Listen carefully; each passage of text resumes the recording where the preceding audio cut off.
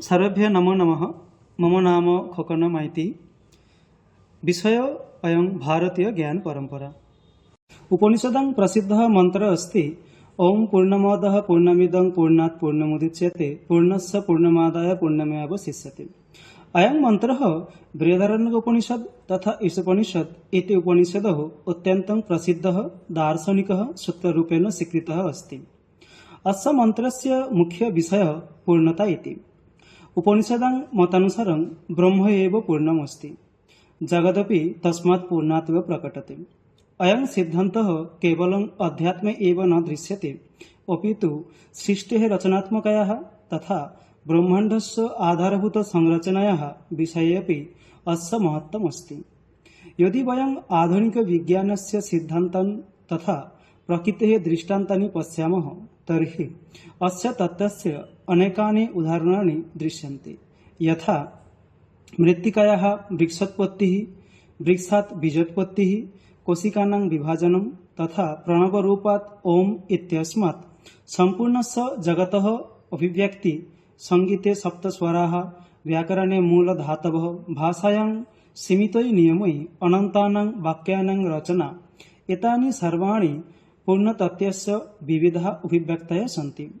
अतः वयं द्रष्टुं शक्नुमः यत् प्राचीनाः वैदिक ऋषयः ध्यानदृष्ट्या यत् सत्यम् अवलोकितवन्तः तदेव आधुनिकाः वैज्ञानिकाः प्रयोगदृष्ट्या अन्वेष्टुं प्रयत्नं कुर्वन्ति। उभयोरपि लक्ष्यम् एकमेव शाश्वतस्य सत्यस्य अन्वेषणम्। अतः अस्य प्रस्तुतेः मुख्य प्रयोजनमस्ति वेदोपनिषदां अद्वितीयं चिन्तनं पुनः प्रकाशयितुं तथा अद्यतनस्य चिन्तनजगतः सह तस्य एकं दार्शनिकं संवादं स्थापयितुम्। इदानीम् अस्माभिः अस्य मन्त्रस्य दार्शनिकं, वैज्ञानिकं, सांस्कृतिकं च आयामं विस्तारतः अवगन्तुं प्रयत्नः क्रियते। वृक्षस्य सृष्टौ पूर्णता। वृक्षस्य सृष्टौ पूर्णताया एकः निरन्तरः प्रवाहः दृश्यते। सृष्टेः मूलं तत्त्वं मृत्तिका अस्ति। मृत्तिकाया बीजं रोपितं भवति, ततः कालक्रमेण तस्मात् अंकुरः जायते, सः शनैः शनैः वर्धमानः महान् वृक्षः भवति। अस्मिन् वृक्षे शाखाः, उपशाखाः, पत्राणि, पुष्पाणि, फलानि च उत्पद्यन्ते। परन्तु अस्मिन् सम्पूर्णे विकासक्रमे एकं महत्त्वपूर्णं तत्त्वं द्रष्टुं शक्यते यत् मृत्तिकायाः मूलसत्ता न कदापि लुप्यते, न च तस्याः परिमाणे काचित् प्रत्यक्षन्यूनता अपि दृश्यते। उदाहरणार्थं यदि वयं लघुपात्रे मृत्तिकां स्थाप्य तस्मिन् बीजं रोपयामः तर्हि कालान्तरेण तत् बीजं वृक्षरूपेण विकसितं भवति, फलपुष्पैर्युक्तं च भवति। तथापि पात्रस्थायाः मृत्तिकायाः काचित् स्पष्टा न्यूनता न दृश्यते। एतावत् एव न, वृक्षात् फलानि जायन्ते, तेषु फलेषु बीजानि भवन्ति, तानि बीजानि पुनः अन्येषां वृक्षाणां जन्म हेतवः भवन्ति। एवं एकस्मात् वृक्षात् असंख्य फलानां सम्भावना भवति, तेषु च फलेषु पुनः असंख्य वृक्षोत्पत्तेः बीजं निहितं भवति। तथापि मूलवृक्षस्य सत्ता, तस्य स्वरूपं, तस्य पूर्णता च अक्षुण्णा एव तिष्ठति। वनस्पतिषु जीवनस्य मूलाधारः कोशिका भवन्ति। तासां विभाजनं मुख्यतः द्वाभ्यां विधिभ्यां भवति, माइटोसिस् तथा मियोसिस् इति। माइटोसिस् विधिना समानरूपाः अर्थात् जेनेटिकली आइडेंटिकल नवीनाः कोशिकाः उत्पद्यन्ते। एतेन वृक्षस्य विकासः, अङ्गानां निर्माणं तथा जीवनप्रवाहः सम्भवति। मियोसिस् विधिना तु युग्मकाः उत्पद्यन्ते, ये जननप्रक्रियायाम् अत्यावश्यकाः भवन्ति। कोशिका विभाजनस्य विशेषता एषा यत् एका मातृकोशिका स्वनिहितान् सर्वान् जैविकान्, आनुवंशिकानां, क्रियात्मकांश्च तत्त्वान् पूर्णतया प्रतिकृत्य नूतनकोशिकाः उत्पादयति। अतः या नूतनाः कोशिकाः उत्पद्यन्ते ता अपि स्वभावतः पूर्णा एव भवति। आश्चर्यं तु एतत् यत् मूलकोशिकापि स्वस्य पूर्णतां न जहाति। अतः अस्मात् स्पष्टं भवति यत् मूलस्रोतस्य पूर्णता कदापि न नश्यति। अस्यैव तत्त्वस्य निरूपणम् उपनिषदां ऋषिभिः पूर्णम् इति पदेन कृतम्। एषा सृष्टिः तस्मात् पूर्णात् एव उत्पन्ना अस्ति। तथा अस्यां सृष्टौ यत्किञ्चिदस्ति तत् सर्वमपि तस्यैव पूर्णतायाः प्रतीकं भवति। मातुः सन्तानस्य सृष्टौ पूर्णता।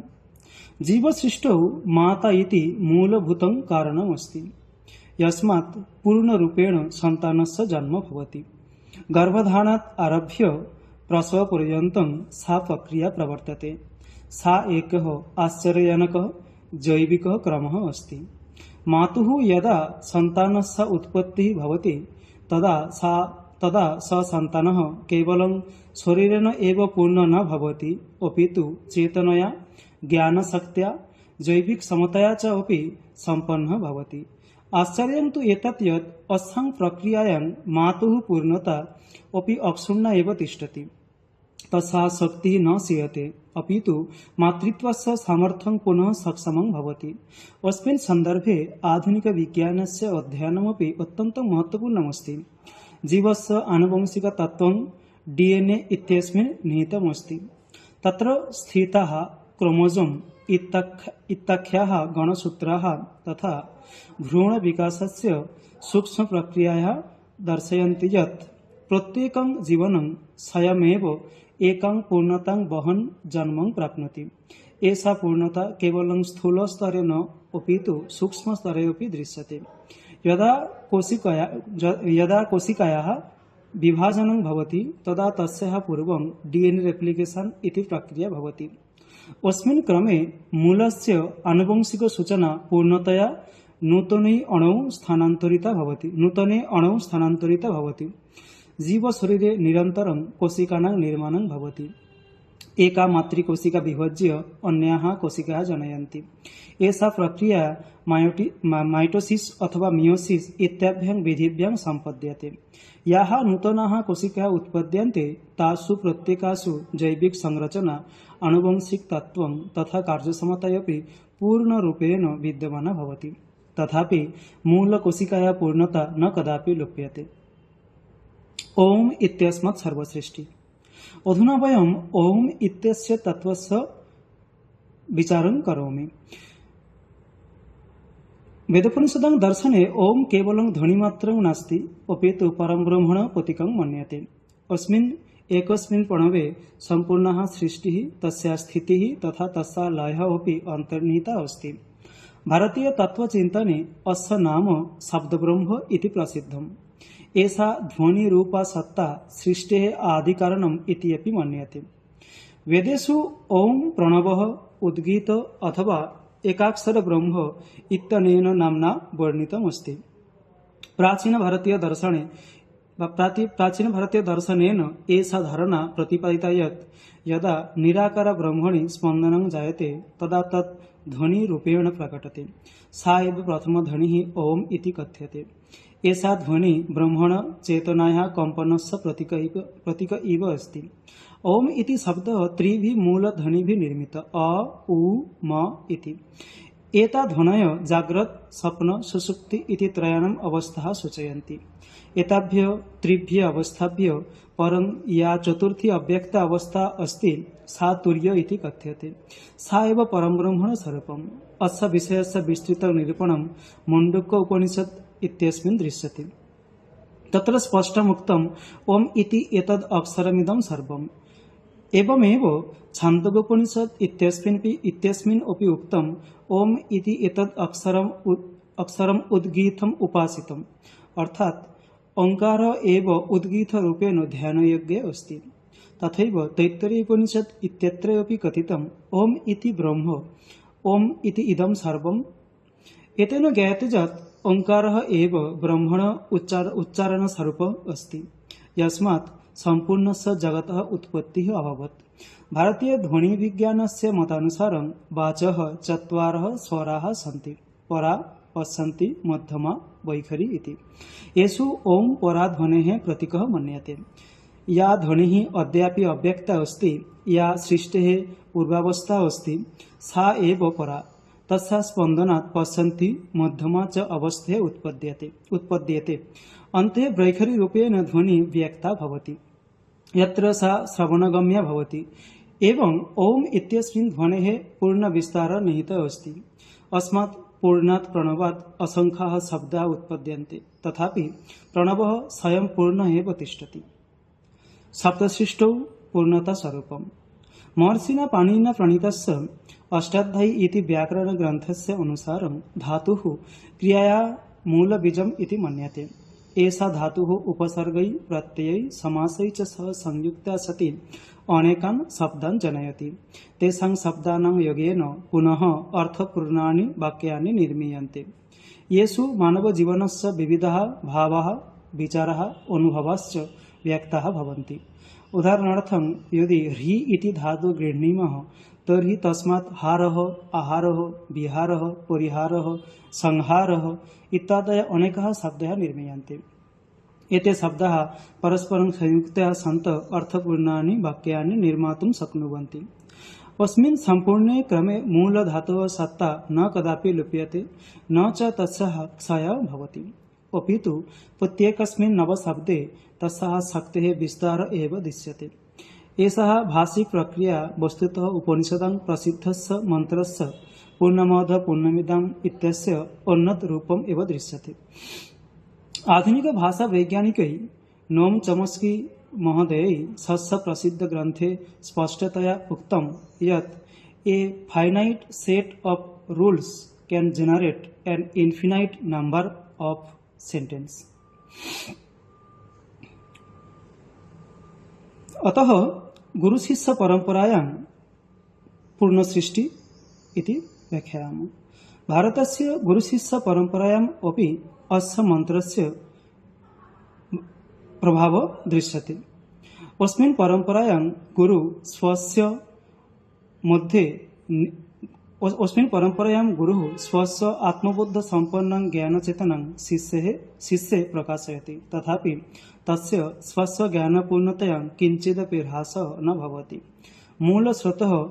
मूलस्रोतः सदा अखण्डः, अपरिवर्तितः, पूर्णः च एव तिष्ठति। एतस्य उत्तमम् उदाहरणं छान्दोग्योपनिषत् इत्यस्मिन् छान्दोग्योपनिषदि दृश्यते। तत्र महर्षि उद्दालकः स्वपुत्रं श्वेतकेतुं प्रति उपदिशति, तत्त्वमसि श्वेतकेतो इति। अत्र गुरुः शिष्ये किञ्चित् नूतनं तत्त्वं न आरोपयति, न च बाह्यज्ञानस्य दानं करोति। स केवलं तस्य शिष्यस्य अन्तःकरणे सुप्तां ब्रह्मस्वरूपिणीं पूर्णतां स्मारयति। गुरोः कार्यं नूतनस्य ज्ञानस्य आरोपणं न, किन्तु अन्तर्निहितस्य सत्यस्य अनावरणम्। अतः तत्त्वमसि इति वाक्यं केवलं भाषिकं वचनं न, अपि तु एकः गम्भीरः आत्मबोधस्पन्दनः अस्ति। अस्य स्पर्शेन शिष्यस्य आत्मा स्वस्य ब्रह्मस्वरूपम् अनुभूयते। यदा गुरुः ब्रह्मज्ञानस्य दीक्षां ददाति तदा सः शिष्यस्य चेतनाम् अपि ब्रह्ममयीं करोति। तथापि गुरोः स्वस्य पूर्णता किञ्चिदपि न सीयते। गुरोः आत्मज्ञानस्य प्रकाशेन शिष्यस्य अन्तःकरणम् आलोकितं करोति। गुरुः आत्मज्ञानस्य प्रकाशेन शिष्यस्य अन्तःकरणम् आलोकितं करोति, किन्तु गुरुः स्वयम् अचलः, अखण्डः, पूर्ण एव तिष्ठति। पारस्मणि लौहं सुवर्णरूपेण परिवर्तनं कर्तुं शक्नोति, किन्तु स तत् लौहम् आत्मनैव परस्मणि कर्तुं न शक्नोति। किन्तु सद्गुरोः कृपया शिष्य न केवलं परिवर्तितः भवति, अपि तु गुरोः समानं ब्रह्मस्वरूपं प्राप्नोति। स शिष्यं स्वस्य पूर्णतत्त्वे प्रतिष्ठापयति। अत्र एक अत्यन्तः सुन्दरः श्लोकः अपि प्रसिद्धः अस्ति। चित्रं वटतरोर्मूले वृद्धा शिष्या गुरुयुवा, गुरुस्तु मौनं व्याख्यानं, शिष्यास्तु छिन्न संशयाः। अत्र गुरोः युवत्वम् आयुः न सूचयति, किन्तु तस्य नित्यनवीनं कालातीतं ब्रह्मचैतन्यं सूचयति। शिष्याणां वृद्धत्वं दर्शयति यत् केवलं दीर्घजीवनं वा पुस्तकीय विद्या वा आत्मबोधाय पर्याप्तं न भवति। यावत् गुरोः प्रकाशः अन्तःकरणे न प्रज्वलति तावत् संशयः न नश्यति। महान् चिन्तकः स्वामी विवेकानन्दः अपि वदति, education is the manifestation of the perfection already in a man. अर्थात् शिक्षा नूतन ज्ञानस्य आरोपणं न, अपि तु मनुष्ये निहितस्य पूर्णतत्त्वस्य प्रकाशनम् इति। पूर्णमदः पूर्णमिदं पूर्णात् पूर्णमुदच्यते पूर्णस्य पूर्णमादाय पूर्णमेवावशिष्यते। अयं मन्त्रः केवलं दार्शनिकसूत्रमात्र न अपितु एकस्य सार्वभौमिकसिद्धान्तस्य उद्घोषणमस्ति। एषः सिद्धान्तः वेदान्ते, विज्ञानमध्ये, कलासङ्गीते, भाषाशास्त्रे तथा च जीवनस्य प्रत्येकपक्षे समभावेन व्याप्यते। आधुनिकविज्ञानस्य ऊर्जाद्रव्यसंरक्षणनियम, सङ्गीतस्य मूलस्वरै, अनंत रचनायाः संभावना, भाषायां धातोः शब्दवाक्योत्पत्तिः एतेषां सर्वेषां प्रवृत्तय एकमेव सत्यं सूचयन्ति यत् पूर्णता मूलतः न क्षीयते, विस्तारेणापि अक्षुण्णा एव तिष्ठति। पूर्णात् पूर्णस्य सतत् सृष्टि एव परं सत्यं, यस्मिन् ब्रह्मानुभावः साध्यः इति सम्। नमो नमः।